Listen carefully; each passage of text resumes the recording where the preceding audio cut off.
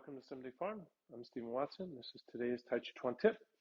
And today's tip is to think back to a promise that you have made your teacher, or perhaps your art, and call it to mind, rededicate yourself to it, and maintain it at the fore of your mind throughout your practice.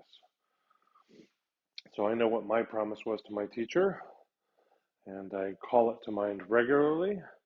And so the practice is to keep that promise in the foremind throughout the practice without losing sight of it. And perhaps after having rededicated to yourself to it, or perhaps this process itself can help you rededicate yourself to it. If you can't think of one, now would be a good time to make one.